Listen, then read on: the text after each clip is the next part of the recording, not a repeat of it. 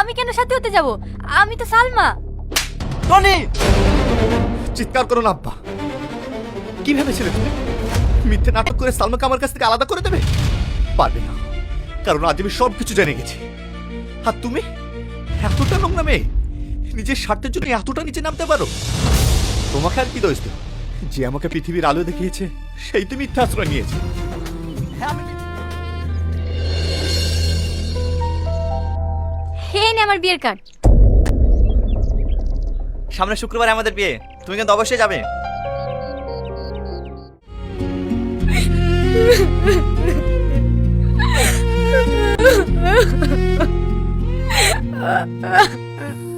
বিয়ে হবে। বিয়ে হবে? হ্যাঁ, আমার মা কোনোদিনই টাকা জোগাড় করতে পারবে না। আপনি বিয়ের ব্যবস্থা করুন। বাবা বাবা বাবা, আজকে আমার খুব আনন্দ হচ্ছে। এক্ষুনি চাকরার কাছে গিয়ে 5 ভরি সোনার মালা গড়াতে দেবো। এটা তুই কি বললি মা? তুই মহেশ বাবুকে বিয়ে করবি? কি করব বলো মা? এতদিন যার অপেক্ষায় ছিলাম সে তো আজ অন্ধকারে।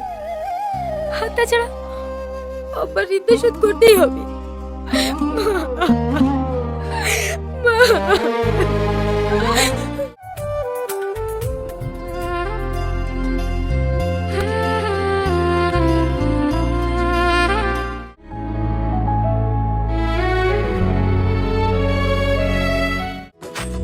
টনি বাবা, কাকা,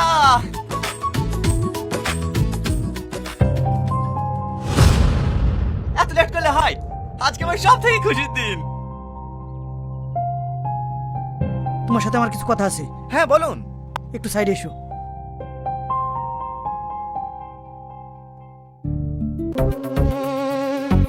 আমি যে শুনলাম তোমার বিয়ে সালমার সাথে হচ্ছে। হ্যাঁ কাকা, সালমার সঙ্গে হচ্ছে। দেখলে না বসেছিলাম। না না, ও কেন সালমাতে যাবে? ও তো সালমার বান্ধবী। না না কাকা, আপনার কথা ভুল হচ্ছে, ওই সালমা। দেখো টনি, যে মেয়েটা আজ 10-12 বছর ধরে শুধু তোমার খোঁজ নিতে আসতো, তুমি কবে বাড়ি আসবে না আসবে, আর সেই মেয়েটাকে আমি চিনবো না? এই তো তোমার বাড়ি আসার কিছুদিন আগে তোমার খোঁজ নিতে এসেছিল। তুমি আসবে না জেনে কাঁদতে কাঁদতে এখান থেকে চলে গেল। আর ওই মেয়েটা তোর সাথে এসেছিল। কি যেন নাম ওই মেয়েটার? হ্যাঁ, সাথী।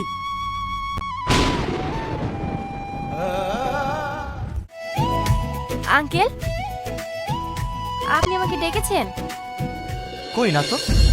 তাহলে টনি যে বলল। আমি তো সাথীকে ডেকেছি, তুমি আসলে কেন?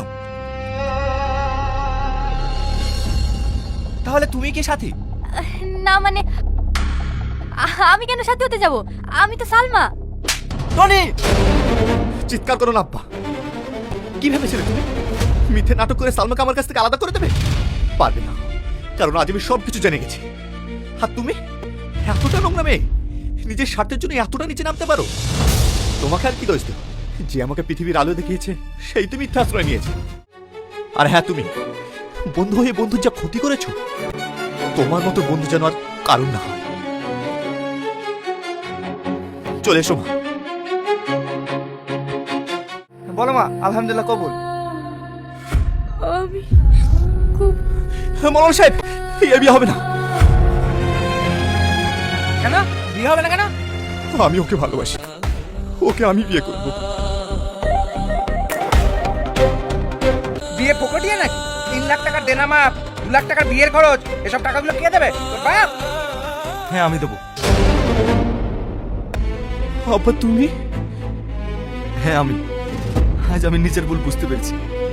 জেদের বসে যে ভুলটা আমি করতে যাচ্ছিলাম তার প্রায়শ্চিত্ত করতে এসেছি। আমি তোদের দাঁড়িয়ে থেকে বিয়েটা দেবো রে। কর্তা, বিয়ে তো হলো না, চলেন বাড়ি চলেন। দাঁড়ান, আপনারা কেউ যাবেন না। আমার ছেলে বোমাকে আশীর্বাদ করে তারপরে যাবেন। বলো মা, কবুল। বলো। কবুল। এবার তুমি বলো বাপ, কবুল। কবুল।